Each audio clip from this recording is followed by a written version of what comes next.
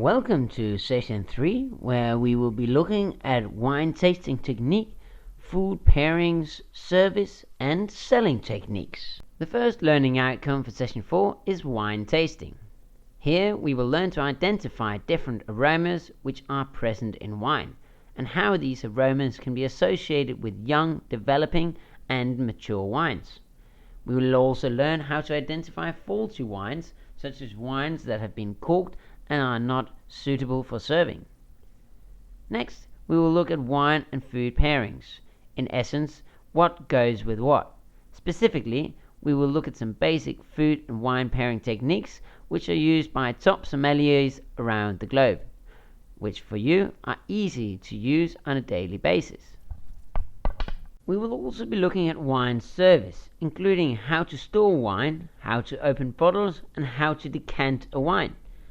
We will then have a brief look at social responsibility and finish off with notes on suggestive selling.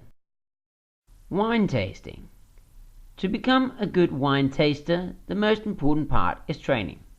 This is great because the training here is fun and consists of tasting wines and more wines. The more we taste, the better. With training and continuous tasting, our sensitivity to the 4 structural components and flavors in wine will increase. In order to use the tasting and learn from the many wines we taste, we must go about tasting in a systematic way. A way that will assess the quality of the wine rather than assess our personal preferences. The systematic approach is a 4-step process. Firstly, we assess the appearance, then we smell the wine, then we taste it, and lastly, we determine the wine's quality. Appearance. When judging wine, we first pour it in a glass. Once in the glass, we notice if the wine is clear or hazy. A clear wine should be without any sediment. Both wines on the picture here are clear. Hazy wines are easy to recognize. Hazy wines are generally faulty. Old wines with sediment can appear hazy if they have been shaken prior to serving. Hence, you should never shake a wine. Next, we look at the intensity of the color of the wine. Pale wines are easy to see through, whereas deeply colored wines are harder to see through. Deep colored red wine cannot be seen through at all. The last thing we look at is the color. Is it red, white, or rosé? The more we learn about wine, our vocabulary will grow. With training, we will learn to distinguish between different red, white, and rosé colors. We will also learn to recognize how a wine has been made. The picture here shows 2 Chardonnays. On the left, we have a light pale lemon wine from Chablis. This wine is unoaked. On the right, we have a deep gold-colored white wine from Napa Valley in California.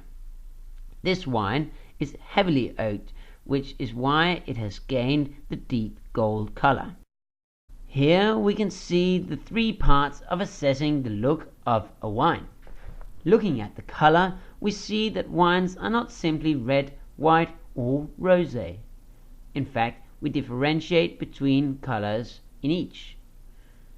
When we assess the color, we must tilt the glass so that the wine almost falls out. Here we can see the actual color of the wine. The color of a wine can indicate the style of wine and its age. Likewise, we can also see if a wine is faulty. If we are about to serve a light lemon-colored Chablis, but instead we see that the wine has a slightly brown color, this gives us an indication the wine might be faulty. Here we have 2 examples of wines of varying colors and depths. The color of wine can indicate style and age. Aged wines often take on a hint of brown. As we can see on the pictures, a red wine is not simply red, but can be anything from ruby to purple or brown. Old red wines, such as aged port wines, often take on the color tawny, which we will discuss in the sweet wine section. Light white wines can be lemon or yellow, gold or brown. When we notice the intensity of color in wine, we can see if the wine has extracted a lot of color or not. The more color means more flavor and can indicate that the wine will be full-bodied and have intense flavors. In white wine, it is typical to see the color becoming gold when aged in oak. Brown wines indicate that the wine is old or oxidized. The reason why wines change color into brown is because it reacts with the air and over time changes color. Moving on to the nose. We get a lot of pleasure from nosing wine. We get to smell all the pleasant aromas, which is such a big part of the wine experience. But nosing wine also helps us determine the quality of the wine. Firstly, we nose to see if the wine is clean or unclean. If the wine is unclean, it will smell like cork taint or other unpleasant aromas. Clean wine should smell of perfume, fruit or oaky aromas. Next, we nose the aromas. Can we detect fruit aromas, and which ones? Can we detect perfume or spice? Is it easy to detect the fruit and the type of fruit? In some cases, it is easy to detect lychee and rose petal, such as you can in wines made from Gewürztraminer. In some wines, it is possible to pick out 12 or more aromas, which make for a very complex wine. In other cases, we can detect red berries and that's it. This would make for a simple wine. Once we have noted the aromas present in the wine, it is easy to determine the intensity. For a light intensity wine, it can be difficult to notice the aromas. For pronounced intensity, the aromas almost jump up our noses from the glass. Here we see a copy of the nosing chart. By using this chart as a systematic guide, it is easy to recognize the qualities of a wine's nose. The palate. The palate part of tasting is what most people enjoy the most. It is here we as humans feel the enjoyment is the biggest when drinking wine. Naturally, there are a number of points that we are able to detect when drinking the wine, which we can't by merely looking or nosing the wine. These include the sweetness level of the wine. Most still wines are fermented completely dry, however, some are off dry, and there are a number of dessert wines which are sweet. Some are so sweet they are described as luscious. Next, we look at the acidity.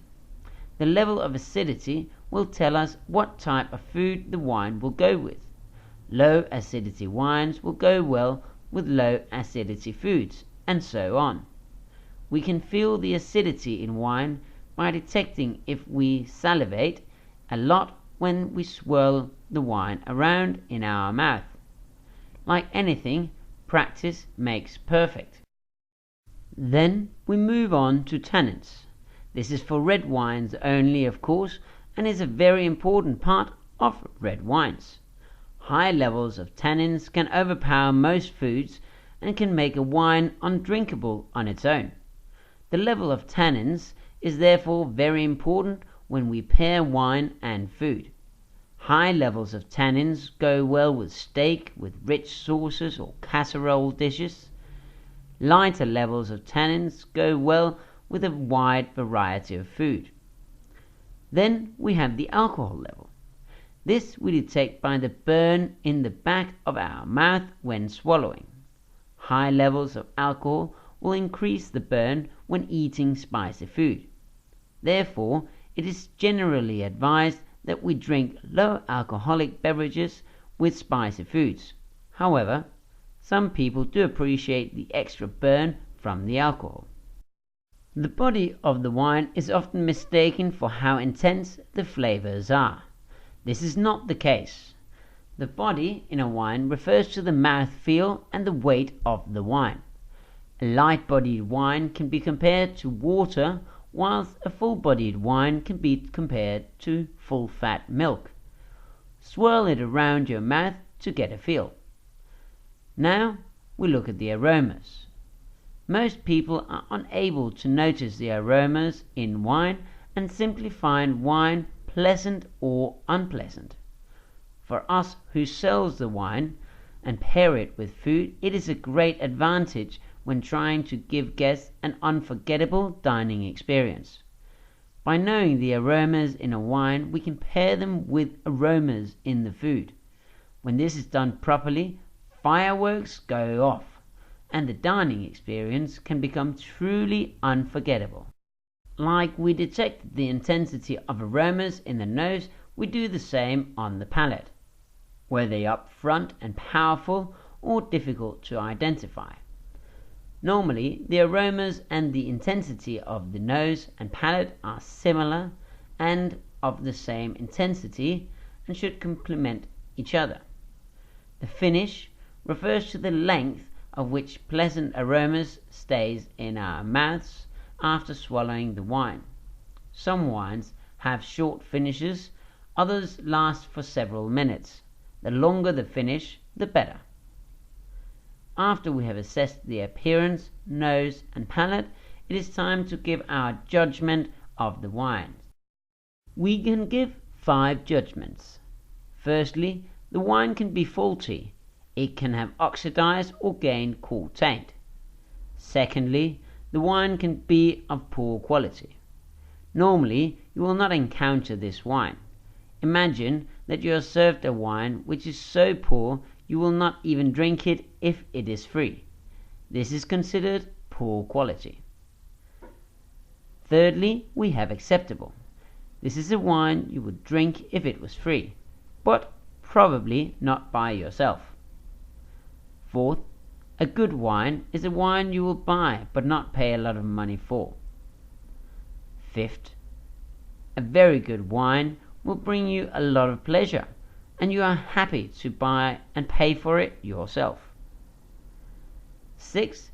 The very best wines are categorized as outstanding. These are the wines we simply cannot fault. They are complex, intense wines with lots of flavors and a long finish. Here we have a chart which we use when tasting wines. By following this systematically, we can get a good overview of the type of wine we have in front of us. This may seem like a lot right now, but once you start practicing and tasting wine whilst using this systematic approach, determining style and quality of a wine becomes easier. You can find these charts in your papers and use it when tasting wine. Aroma chart. When identifying aromas, it can be hard to distinguish one from the other, especially in the beginning. What is easier is to recognize a category, such as green fruit or citrus. Once the category has been located, it is then easier to identify the exact flavor in the wine. All of these charts can be found in your study material. Wine and food. When pairing food and wine, 3 basic pairing techniques can be applied. Firstly, in old Europe, the wine that was produced to complement the food which was served. For that reason, Burgundian food and wine complement each other very well. Likewise, it can be difficult to find a better pairing for a local Italian dish than the wine made on the vineyard just behind the restaurant. Another technique is based on complementary flavors and structures. If you have a light acidic dish, such as a salad, it will pair great with a light acidic wine. This way of pairing wines and food is the most used technique around the world. Another way of pairing foods with wine is to seek pleasure in contrasts. One example of this pairing is acidic white wines with fatty fish with buttery rich sauces. This brings pleasure because the wine cuts through the rich sauce and cleans the mouth. In order to choose the best pairing technique, it is important to understand how food affects the flavor of the wine. As wine experts, we should know better than most guests how to pair wine and food. It is, however, important to remember that everybody have different tastes, preferences, and pocket size. Some people may enjoy what to us seem obscure. Other people might be comfort seekers and are uncomfortable trying something too different. Sometimes people may want to share a bottle of wine whilst eating 4 completely different dishes. Our job as wine servers is not to tell the guests they cannot do that and that doesn't go with that, but our job is to help them enjoy their experience the most and accommodate their wishes. When looking to complement food with wine, here are some basic rules to go by. High sugar foods, such as desserts, should be paired with wines that are even sweeter. As a general rule, foods with a bit of sweetness are best enjoyed with wines that also have a similar or slightly higher sweetness level. However, it may be inappropriate to serve a very sweet wine with a starter. Although the pairing technically may be perfect, we may have ruined the palate for the rest of the meal. In such cases, you may suggest an off-dry wine instead of a sweet wine. Umami.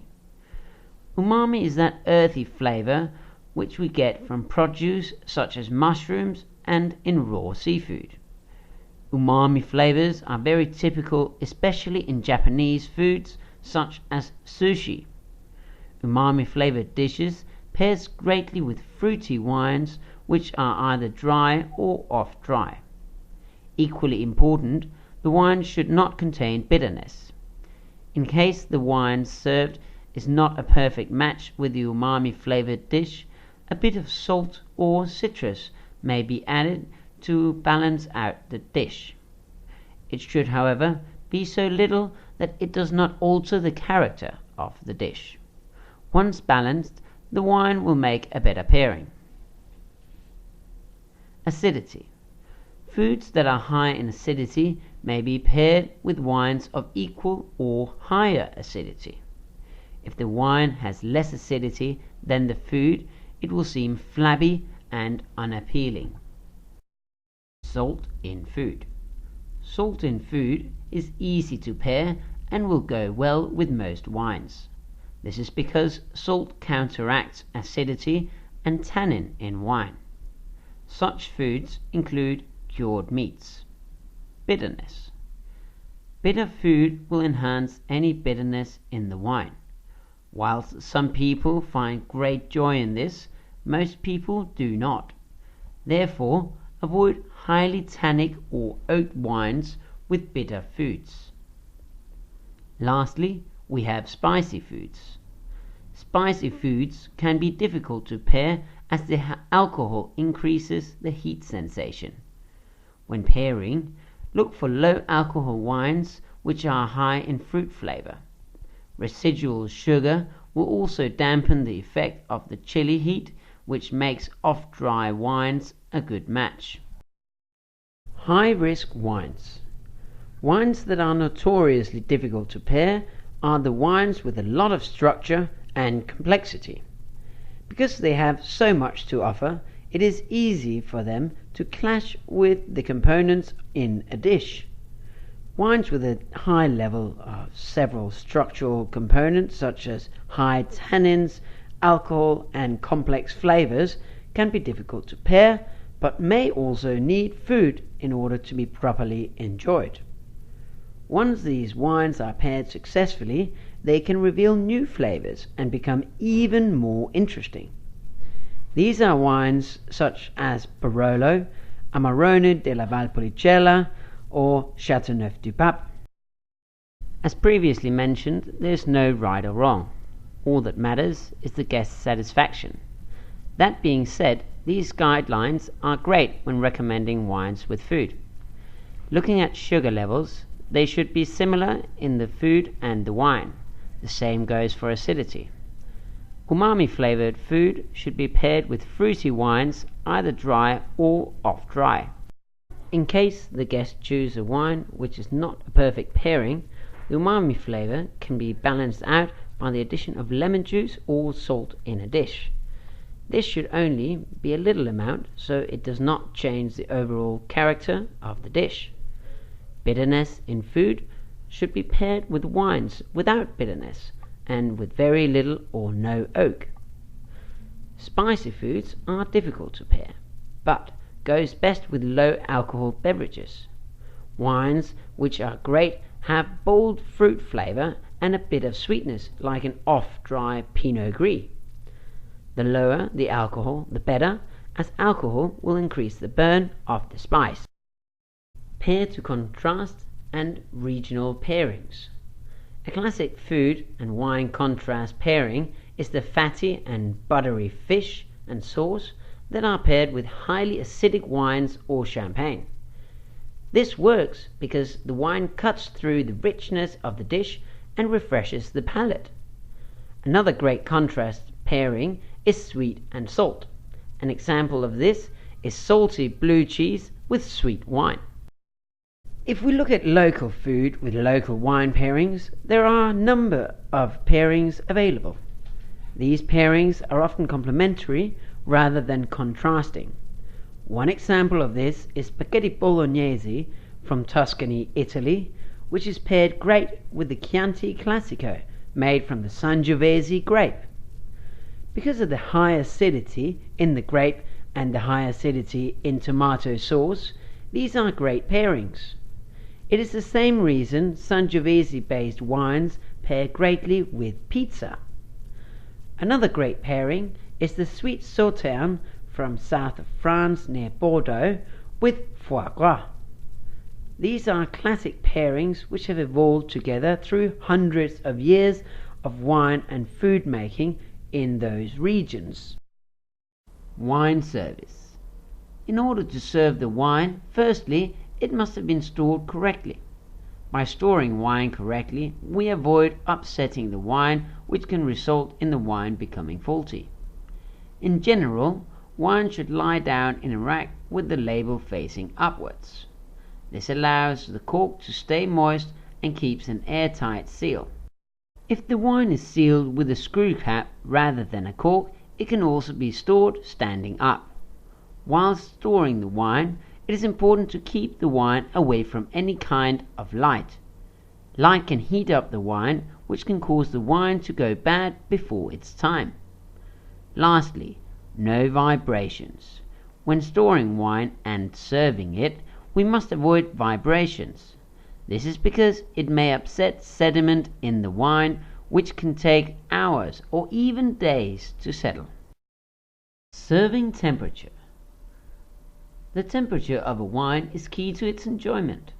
As with anything, temperatures are guidelines, and if guests have different preferences, then these should be catered to. When altering the temperature of wine, we must not expose the wine to extreme temperatures, as this damages the wine. This means not putting red wine on a radiator or white wine in a freezer. If a red wine is too cold, we simply leave the bottle out to increase in temperature. This can also be done by cupping the wine glass with your hand whilst swirling the wine. White wine is chilled further by leaving the wine in a wine bucket 3/4 filled with ice and water of equal parts. On the chart here, we have suggested serving temperatures for certain styles of wine. You can also find these in your study material. Medium and full-bodied white wines should be lightly chilled, but not as cold as light-bodied wines. Sweet and sparkling wine should be cold. Light red wine should be lightly chilled, and larger red wines should be served at room temperature, which is 15 to 18 degrees Celsius. Glassware. When serving wine, we must use appropriate wine glasses. Different glasses are best fitted for different purposes. The large red wine glasses allows the wines to aerate, which is needed in order to unlock the hidden flavors of the red wine. The medium-sized white wine glass allows the wine to keep its refreshing aromas without aerating it too much. Sparkling wines are best served in flutes. Because these glasses are slim, tall, with scratched bases, the bubbles continue to rise, and whilst rising they get filled with aroma from the wine which rises out of the glass. Lastly, we have the much smaller glass for fortified wines. These glasses are small in order to retain maximum amount of fruit aromas. Serving wine. When we are about to serve a still wine, there are a number of steps we must perform. Firstly, when bringing a bottle of wine to the table, we must carry the bottle by the base, letting it rest against our arm, the label facing forward. Once we get to the table, we show the bottle to the host. This is the person who ordered the wine. As we show the bottle, we tell the guest the name of the bottle and the vintage. Once the guest accepts the wine, we remove the capsule with a corkscrew. The label should still be facing the guest. This may take a bit of practice. Once the capsule has been removed, give the neck of the bottle a wipe with a clean cloth. Next, insert the corkscrew into the bottle, screwing it down gently until all the curved metal but 1/4 of an inch is inside the cork. Gently pull the cork out using the 2 prongs on the corkscrew. Again, wipe the bottle to ensure there is no cork inside or outside on the bottle. Now pour a sample for the host for him or her to approve the wine. Once the guest has approved the wine, serve all the ladies, then the men, and finally top up the glass of the host. You can see a step-by-step video. The link is provided in your study material. The wine serving videos are 2 to 3 minutes long each. Sparkling wine service. When serving a bottle of sparkling wine, we have a wine bucket 3/4 full of water and ice on a stand with a folded napkin. We present the wine to the host like a still wine. From here on, the procedure for opening the bottle is a bit different because of the high pressure of CO2 in the bottle. Be careful. The cork can fly out and hurt guests or co-workers. Firstly, we remove the foil and loosen the wire cage. Once the wire cage is loose, we must keep a thumb or other pressure on the top of the bottle to ensure the cork does not fly out. Now, tip the bottle to a 30-degree angle pointing away from guests and co-workers. Grip the cork and wire cage firmly with your weak hand. Grip the base of the bottle with your strong hand. Once you have the bottle secure in your hands, start rotating the bottle, slowly releasing the cork. It is very important to turn the bottle, not the cork. If we rotate the cork, it may crack. As the cork starts to come out, resist the temptation for it to fly out. Let the cork come out gently so that you can hear the gentle whisper of CO2 seeping out of the bottle. By gently letting the cork out, we preserve the CO2 in the wine, and the bubbles in the wine will stay for longer. You can watch a video on how to open sparkling wine by following the link from your study notes. Decanting wine. All wines can technically be decanted. However, there are really only 2 reasons to decant a wine. The most common reason is to separate sediment formed in older red wines. This sediment is the tannins which have become solid. These are unpleasant to get in the mouth, which is why old red wines are often decanted. The other type of wines which can be decanted are wines which needs to be aerated. This is typical for premium younger wines. This can also be done by swirling the wine around in the glass, but many people like the show attached to decanting a wine. You can see a video by following the link in your study material. This is a 3-minute link which shows step by step how to decant a wine. Social responsibility. As servers of alcohol, we have a great responsibility to look after our guests. In order to do so, we must be familiar with the basic laws regarding serving alcohol. Firstly, we must be aware of the legal drinking age in our country or state and ensure we only serve alcoholic beverages to people of legal ages. Next, we must be aware of our guests' intoxication level. Once guests have become intoxicated, we should no longer serve them alcohol. Ways to detect intoxication can be seen by enhanced pupils, slurred speech, and when people are no longer able to walk normally or straight. On occasions, guests may have disabilities which will inhibit them from speaking in a normal tone, have dilated pupils, or prevent them from walking straight. Do make sure you do not refuse guests with disabilities because of their disability. To avoid guests getting intoxicated, we should serve them plenty of water throughout their stay. Another way to slow down intoxication is to serve food. If you do see guests are becoming intoxicated, you should inform a manager who can take appropriate action. Also, inform your co-workers so that they do not accidentally serve them. Suggestive selling.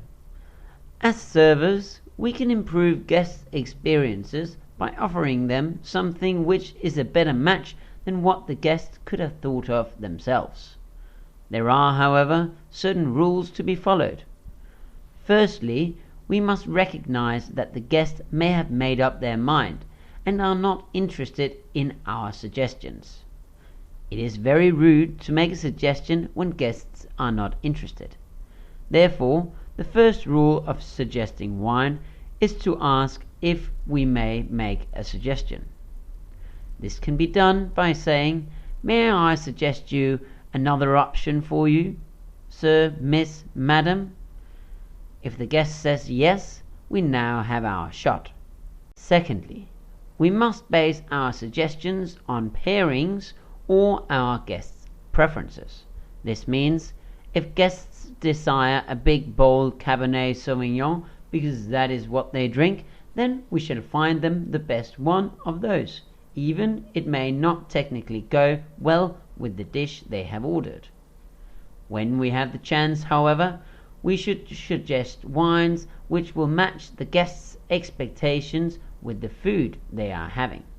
That way we win every time. Thirdly, we should suggest 3 different wines to go with the meal. There should be 3 different price points and experiences. One wine may be simple, another complex, and third can be of a different color.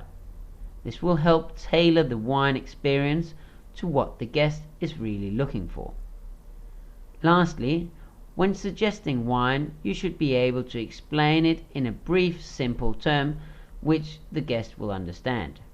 One example of this can be, the Sancerre is made from Sauvignon Blanc.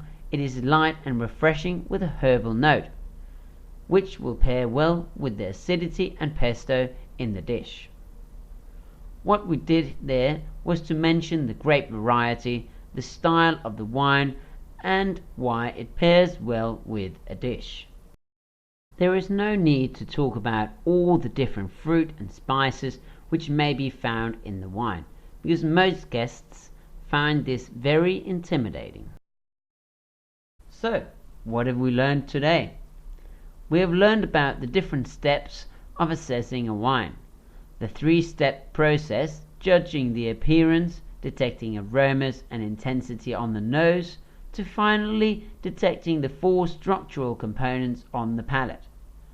On the palate, we notice acidity, sweetness level, tannins, alcohol level, body, aromas, intensity, and naturally the length of the finish. This process is something that can easily be mastered through practice when tasting wines. Next, we learned the basic principles for pairing food and wine. We learned the 3 techniques, such as pairing to complement, where we match flavors and intensities in the food and wine. We looked at pairing through contrasting. This is where we match fatty foods with highly acidic wines. This style of pairing can be more difficult, but when it works wonders. Lastly, we looked at pairing local food with the wine from the same region. This works especially well in old Europe. But we must remember, many styles of food and wine can be found and grown in the same region. So just because they are grown and made in the same area, they will not necessarily match. Next, we looked at wine service. In wine service, we looked at how to present the bottle and how to open it and serve it to the guests. Remember to watch the videos in the links you will find in your study material, as they will guide you through the steps we talked about in today's presentation. We briefly spoke about social responsibility as well. Be sure that you know the license terms for the business you work in and follow the rules. Be sure not to serve guests who are underage or intoxicated. As servers, we do have the responsibility for the guests' welfare. Lastly, we looked at suggestive selling. This is how we can improve a guest's experience and potentially sell better and more expensive wine. The most important thing when suggesting wines is to focus on the experience, not the price. That way, the guests will more likely have a good experience and not feel cheated because they were sold an expensive wine which did not match the food at all. That is all we have for you today. Best of luck with your questions for session 4. Until next time.